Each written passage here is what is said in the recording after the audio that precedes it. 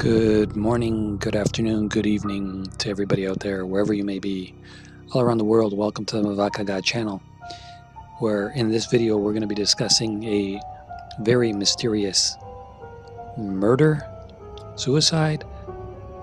Really don't know what to call this because we still don't know after 10 years, more than 10 years now, what happened to this poor boy. I hope you enjoyed tonight's video. If you have suggestions, comments, opinions, I want to hear from each and every one in the comment section below. If you like these kind of videos, also let me know. I will make them hopefully on a daily occurrence, but most importantly, I need your feedback. So again, welcome to the video, and without any more chit chat, let's just get right to the story. A very, very sad story of the boy in red. On November 5th, 2009, a 13-year-old boy named Zhijun Kuang was found dead in the family's old house. The body was hanging from the wooden beam with both hands and feet tied firmly. The victim was wearing a red dress and a woman's swimming suit. There was a pinhole on his forehead and a huge weight tied around his feet. This is one of the creepiest stories I've ever heard. It's been over 10 years now, and there's still a lot of speculation, but no final conclusion on how the boy died. Some said the boy's death is due to sexual asphyxiation. For me, it looks more like a ritual murder, and the police's conclusion is death by accident. But let's start at the beginning. I want to give you some background on the case. This whole thing happened in a village in Chongqing, China. The victim was the only son in the family. Before the tragic happened, the boy's parents, who were once peasants, were working in the North District of the city, while the boy was studying at a local boarding school in a small town in the South District. The family usually met together every weekend. They had an old house in a village not far from the boy's school, but since no one lived there, it had been abandoned for a long time. The house had 3 doors, one front door, one side door, and one back door. The back door was very discreet and blocked by 2 wooden planks plus 1 rebar. If you were not familiar with the house, you wouldn't even notice there was a back door. The villagers said the boy was a nice and sensible boy, except for a little introverted. He always went alone. They said they had never seen him playing with other kids. His classmates told the journalist that his favorite book was Liao Zhai, which was a very famous ghost story book in China. And here's the course of the event. On October 25th, 2009, before returning to school, the boy told his parents he was going to weed the old house next week. During the following week, his parents got no news from him, and they started to get worried. On November 3rd, his father called him, and no one answered. He contacted the school, but teachers told him the boy had been absent from school for the whole week. The school's explanation was that due to the outbreak of influenza, they had enough reasons to believe the boy was ill at home. The parents were shocked and totally freaked out. They condemned the irresponsibility of the school. The father immediately went to their old house. He found neither the front door nor the side door would open, but the back door was not closed. The 2 planks and rebar were taken off the ground. Entering the house, he found the boy was hanging from the wooden beam, with his hands and feet tied firmly. There was a huge weight tied around his feet.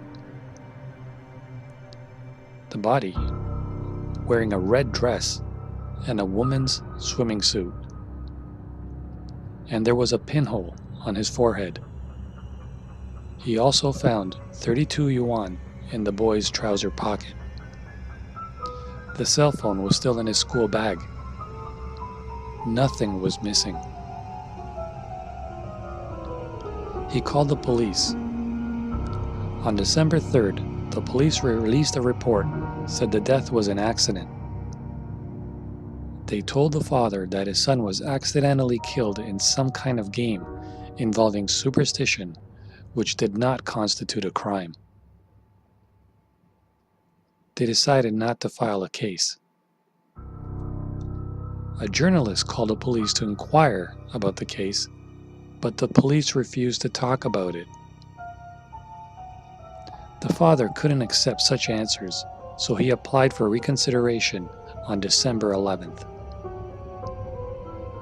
10 days later, the police told him, after a thorough investigation, there was no clue of murder or suicide. The result of reconsideration was sustaining the original. The father hired a lawyer and decided to appeal to the People's Procuratorate. I don't know whether there was a positive result, because I didn't find any other further news about it. What made my hair stand on end in this case is the detail. Apparently, there was no robbing, so there was no point to murder him because of robbing him, because there was no property loss. The autopsy showed there was no trauma except the pinhole on the forehead. The first abnormality was the red dress and the woman's swimming suit. The father recognized the red dress once belonged to his niece, but there was no clue whose swimming suit it was. 2 crumpled black cloths were stuffed into the bra to form fake breasts.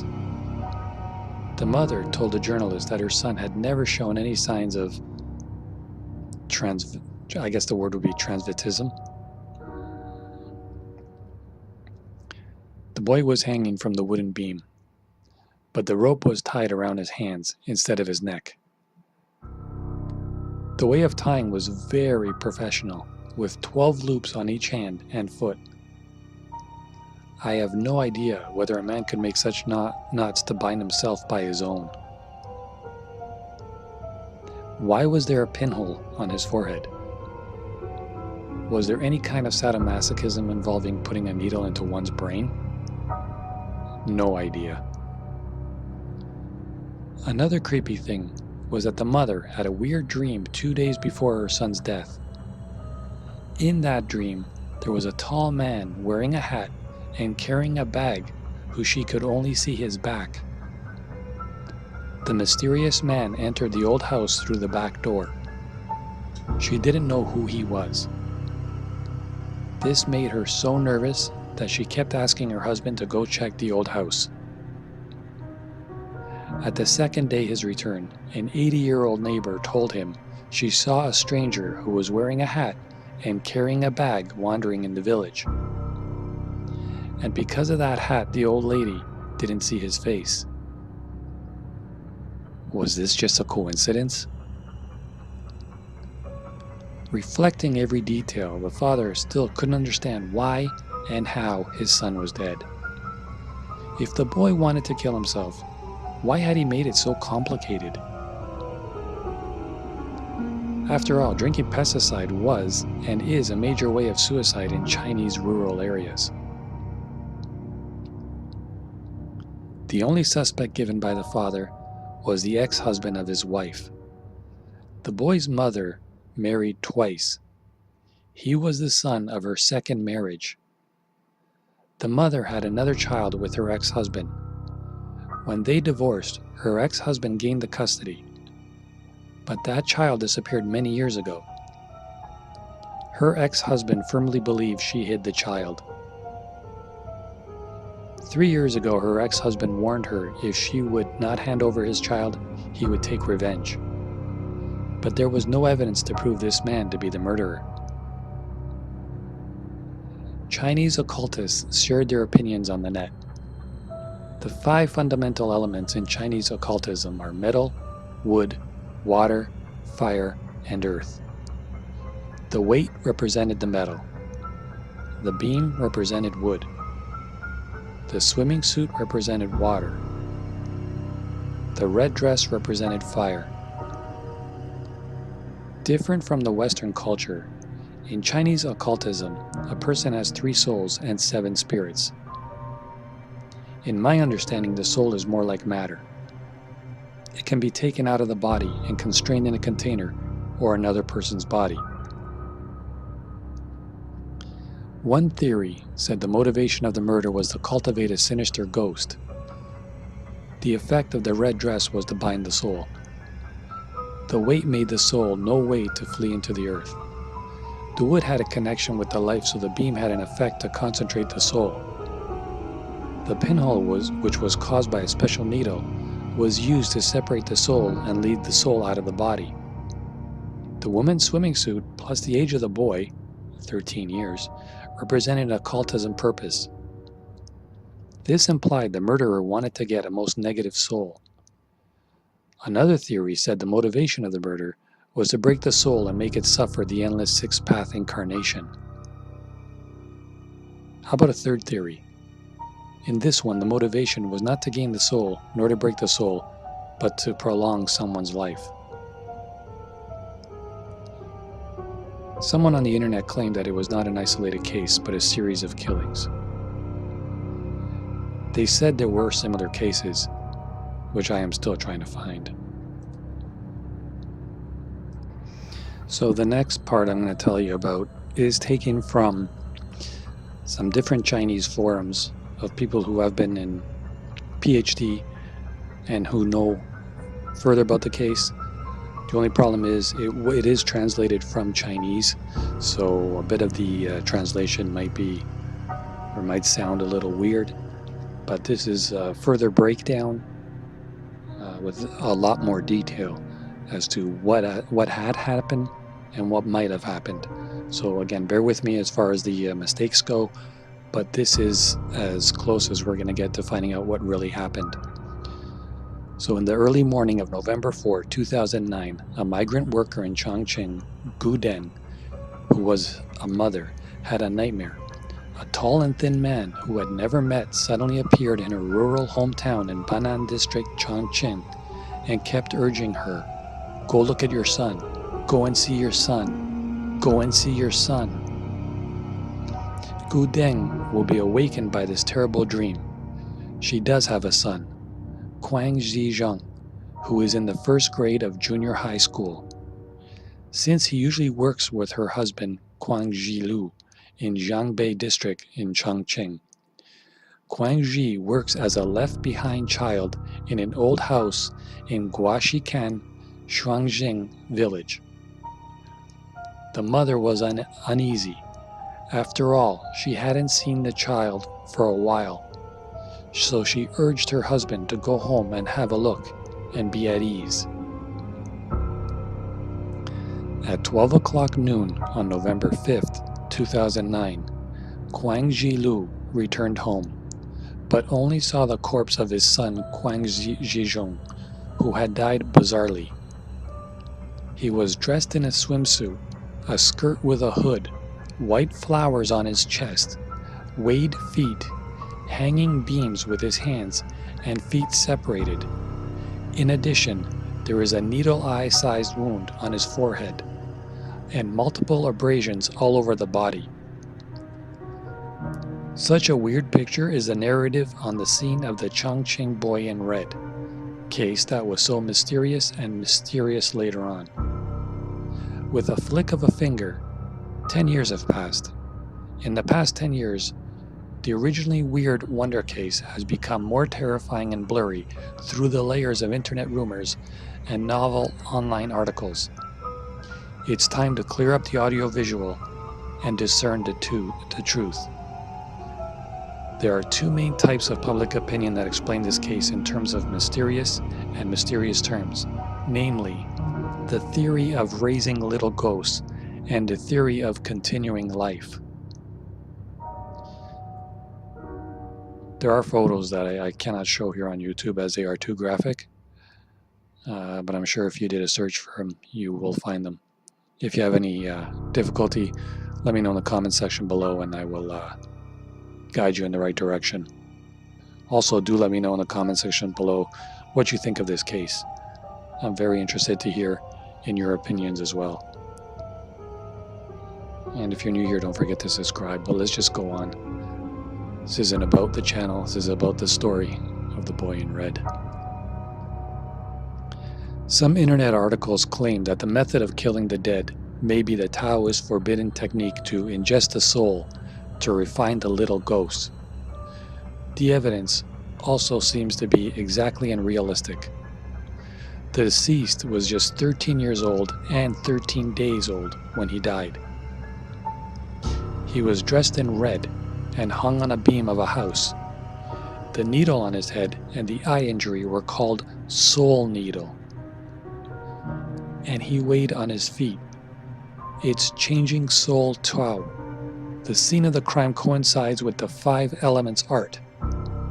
As I said earlier, the swimsuit is water, the red dress is fire, the weight is gold, the roof beam is wood, and the ground is earth.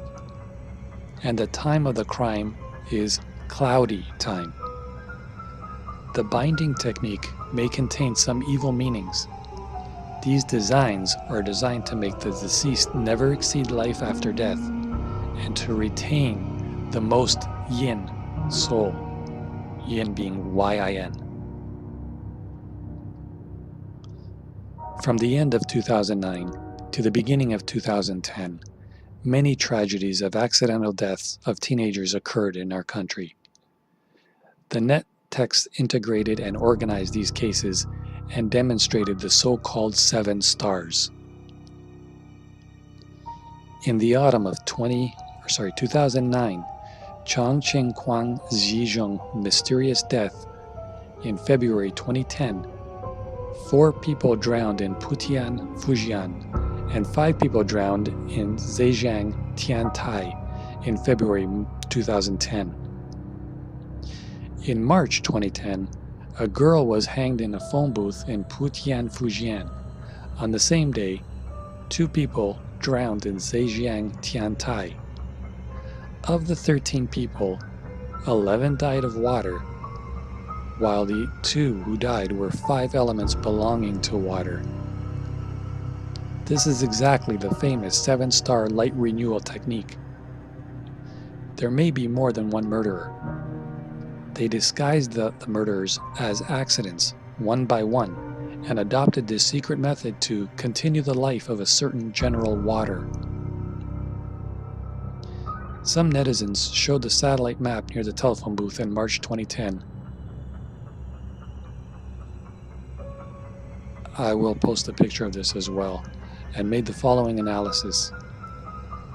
If you are observing carefully, you may have discovered that the arrangement of the houses in the lower left of the picture is very strange, a bit like the square characters used by us Chinese. Take a closer look. Yes, it's just the word Kuang, spelled K-U-A-N-G, reversed left and right. What does this word stand for? I believe you haven't forgotten the original case of the boy in red. His last name is Kuang.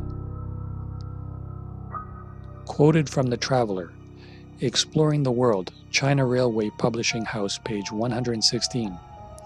The detailed analysis and rigorous argumentation of folk masters have made the market for life-saving techniques and raising little ghosts quite large. What is the truth of the matter? Are the details of the crime scene exactly as described in the online article? All in all, we need to go back to the murder scene and go there to search for the facts. The embarrassing games and the various weirds and chaos of the online texts have largely satisfied the people's dark psychology and curiosity desires. However, in line with the principle of being responsible for the dead and starting from the facts, we still need to start from the truth. The crime scene began to sort out and investigate. At present, the most authoritative public material on this case is One Case of Orthostatic Asphyxiation Death, written by the Chongqing public security personnel who undertook the case and published in Forensic Medicine, Volume 26, Issue 5, October 2010. With reference to this material, we can basically solve many doubts in this case. Now pay attention. The most important points are as follows. 1. In the autopsy results, the deceased's forehead did not have a needle eye wound. The rumors of the so-called soul needle in the internet articles can be stopped. In addition, the online article claimed that Kuang Zhijun was 13 years old and 13 days old when he died. As for the 7 stars renewing life, it is even more absurd. For example, the little girl who was hanged in Putian, the police had already responded positively. Number 2.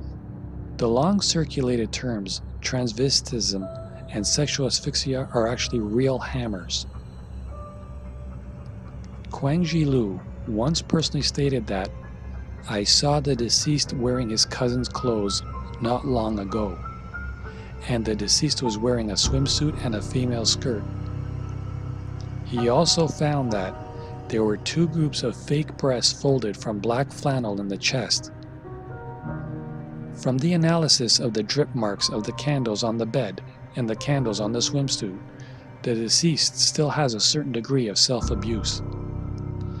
A large number of animated CDs were found in the VCD on the scene, many of which involved the binding of iron chains and other objects. The scene of the crime indeed found 1 iron chain.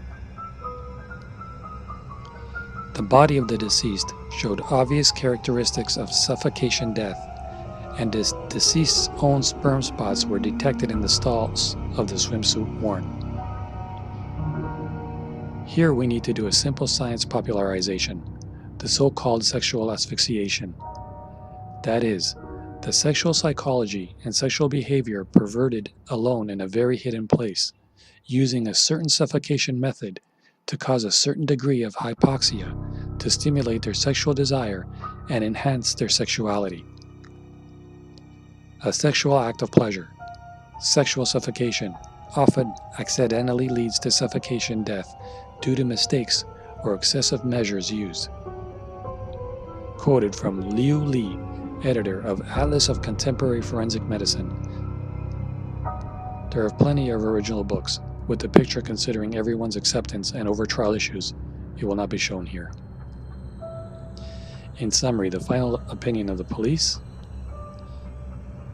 is in quotes, I'm quoting this, the age of the deceased, in this case, minor, the tendency to abuse himself, animation CDs, many plots involve the binding of iron chains and other things, and old rope friction marks on the beams.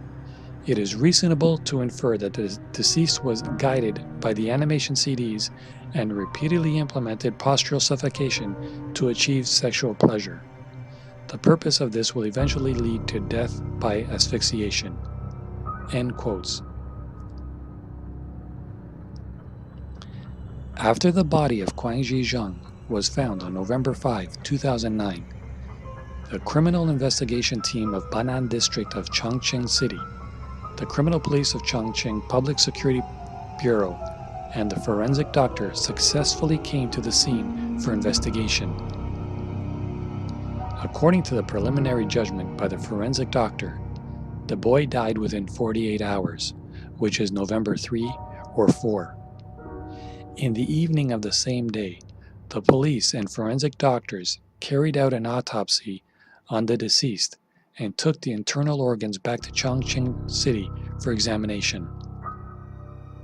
1 month later, the Banan District Police issued a notice of not approving a case for the Banan District Bureau of Chongqing Public Security Bureau to Kuang Zhijun, stating that, after review, it was found that there was no criminal fact, and it was decided not to open the case.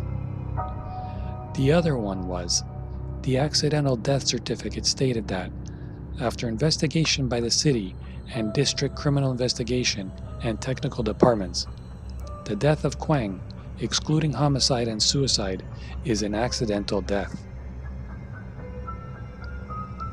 When Kuang Zhijun asked about the meaning of accidental death, the police said to him, such as playing games can also cause death. In the more conservative and closed southwestern villages, death was caused by a particular sexual addiction. On the one hand, the relatives of the deceased could not understand it. On the other hand, if the deceased's privacy was exposed, the Kuang family would not be able to gain a foothold in the future. This matter can't be settled, and to a large extent may be because of this. However, Yunong wanted to put forward his own idea. Accidental death is indeed the most credible statement at present. But according to the deceased mother, Deng, the back door of the house is never opened and is blocked by 2 large wooden boards, plus 1 rebar. After the son died, the front door and the side door were closed, and the back door was open. 2 large wooden boards and steel bars were placed on the left and right sides of the door. Is it possible for Kuang Zhijun to have a playmate to assist during his game and hurriedly fled after causing an accident?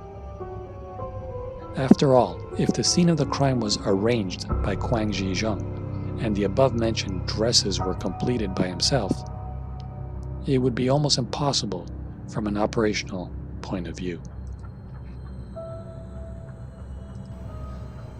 Just like everything on the internet, whenever there's a unsolved, unexplained mystery, people have a lot of questions, comments,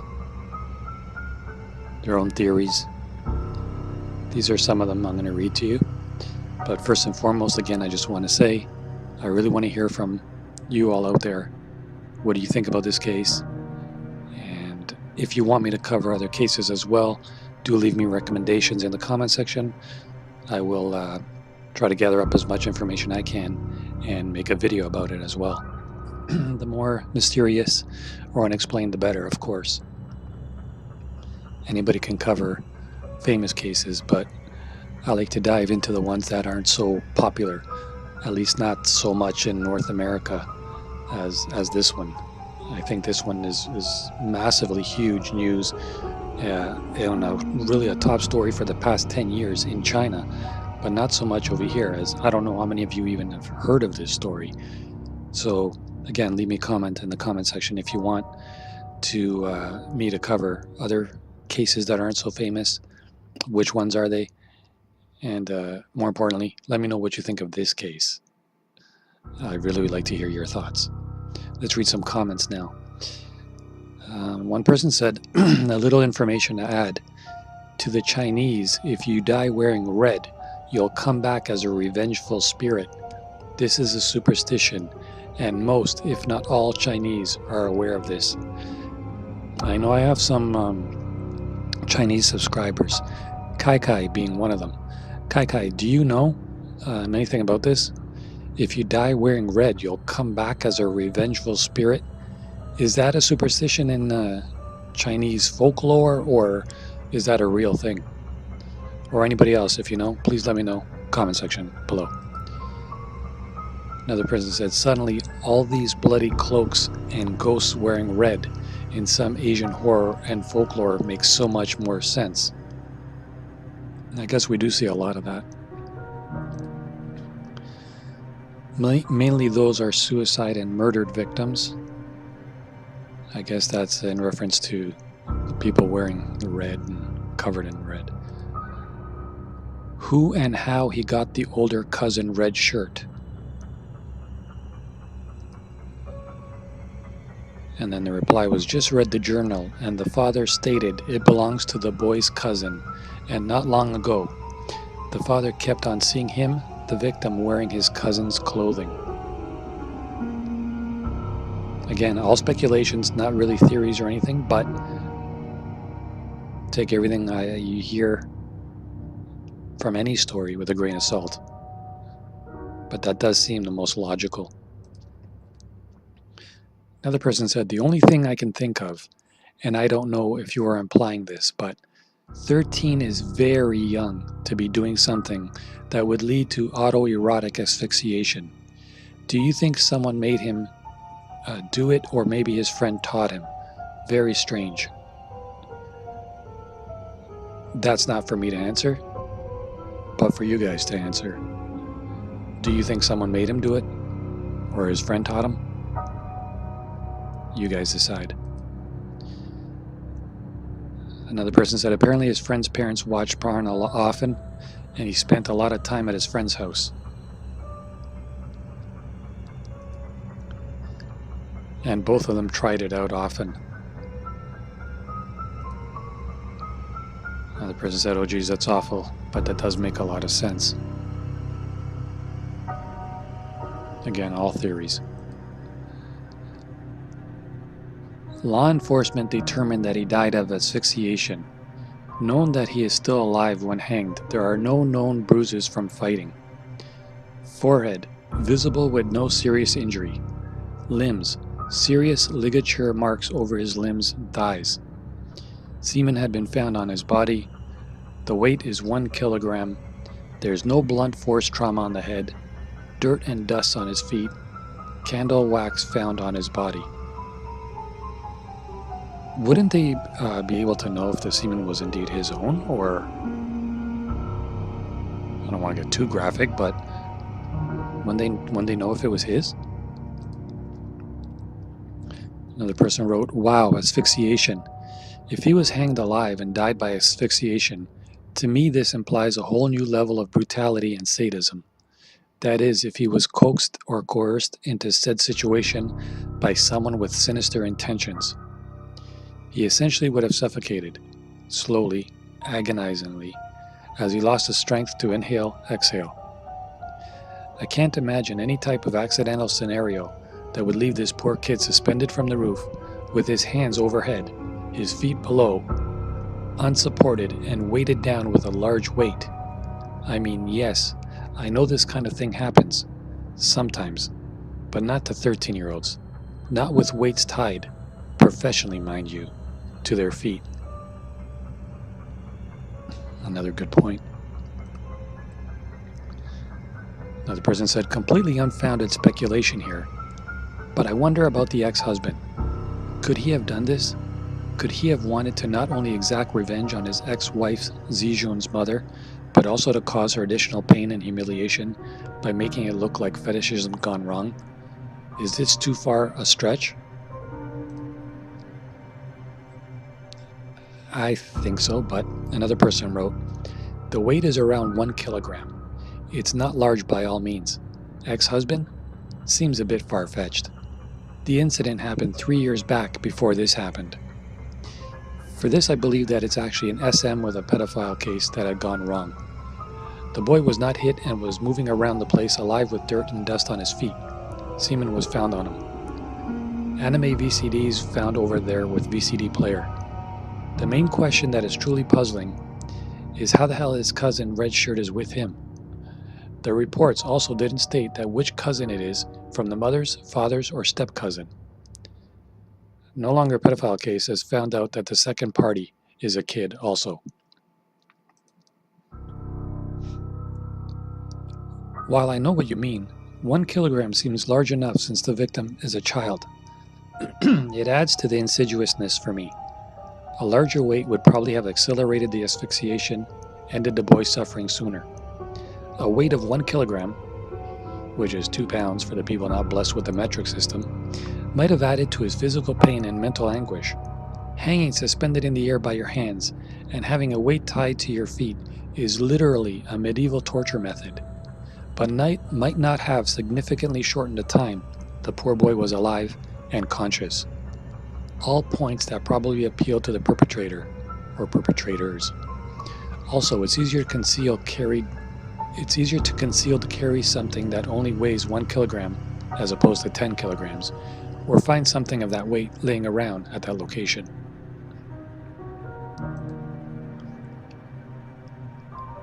I don't see how the boy could have got himself into this position, nor how he could self-inflict that pinhole prior to or during the process of hanging himself like this.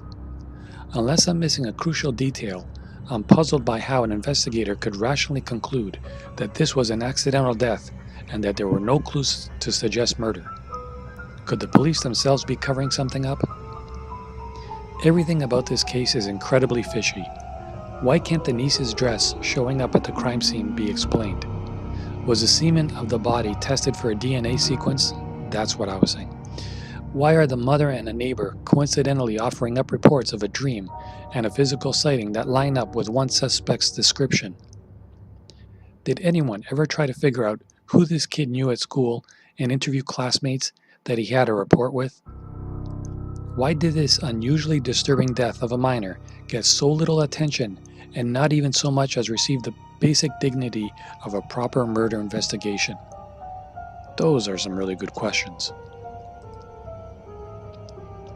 After reading from the book, which the lead forensic is the author, he stated that the victim had a friend whose parents liked to watch pornography films. And during this time, the victim would also always go over and play from which he learned from it. The friend also had ligature marks on his neck. During that period, there's also a kid who was around the village who kept on stealing female clothing.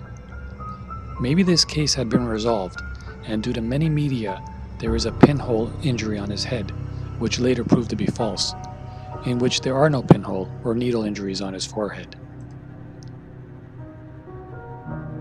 4 questions. The first, who was the friend he would watch pornography with? 2, was it bondage/fetish porn? 3, what are the police like in China? Are they extremely corrupt like in certain Central and South American countries, or are they basically seen as being trustworthy and friendly like in the United States, Canada, and most European countries? And 4, are there any updates about this boy's death?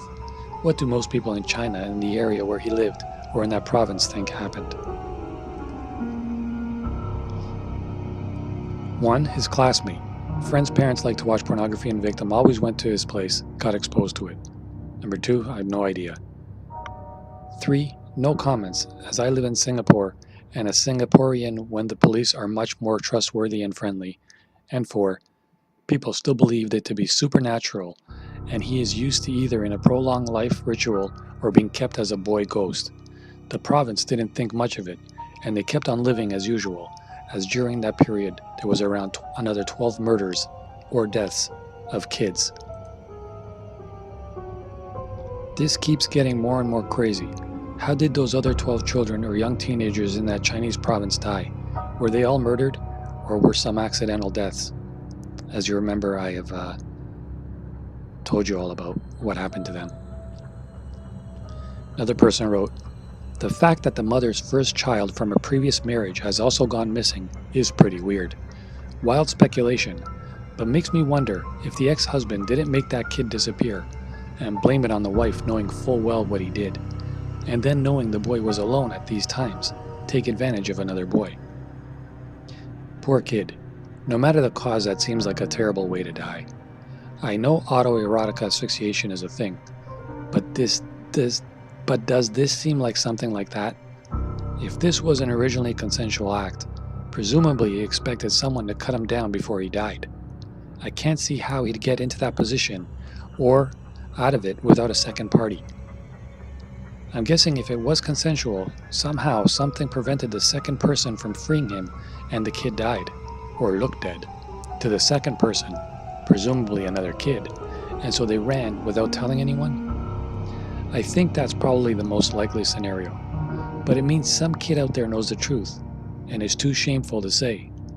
Or possibly the law enforcement know who the other person is, and it's another kid, and they are not telling anyone to protect him for a variety of reasons. Well, the kid would be like 25, 26 now. Another person says, a few questions I have. Is 32 yuan a lot for a child? Is the number at all significant? I don't think so, but again, I guess, Kai, can you answer that? In China, is it usual for the man to be given custody after divorce?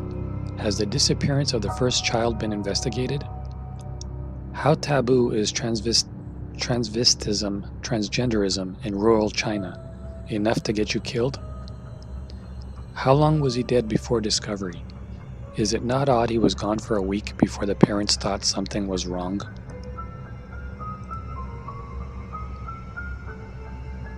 1. The number isn't significant. I didn't think it would be. 2. No news regarding this child. 3. It's still taboo, but it's closed door, not enough for you to get killed as boys are valued highly in rural China. And 4. He was dead around 1 to 2 days. The parents tried to call him but unable to contact, and the parent went to find him immediately. As the initial write-up is done by Mulcahy, and which I had read the reports, journals there are some facts that are wrong, including the pinhole on the forehead, which was made up by netizens, and later on caught up on by the press. Dress and swimsuit are from his sister. And finally, the pinhole could suggest sexual abuse. In Vietnam, the wife usually carried, yes, way back then, a needle on the night of their marriage to prevent the highly unlikely chance of the man being stuck in the woman. Due to blood pressure or some crap, I don't know. They would prick the man on the head. I think the tradition was originally from China. Just speculation though. Again, Kai, if you know anything about that, please inform. So that's going to wrap up tonight's episode of The Boy in Red. Sad, sad story indeed. The mystery still remains. A lot of people with totally different opinions and theories as to what happened and how this boy is gone. It's up to you to decide what you feel really happened. I'm only telling you the facts as to how I received them and from the stories that other people have said, including police, which wasn't much, but better than nothing, I guess. But now, again, it's up to you to decide what really happened. I need to know your comments. Please do leave them in the comment section below. And for the final time, if you are new here, please do subscribe. And also, I would appreciate it if you can give me a thumbs up for this video, as it does take a while to make, but all I ask in return is just a thumbs up. I would appreciate that. I will be back tomorrow with another mystery. Peace and love. Stay safe. Stay strong. Take care of yourselves. Take care of each other. God bless. Vakaga.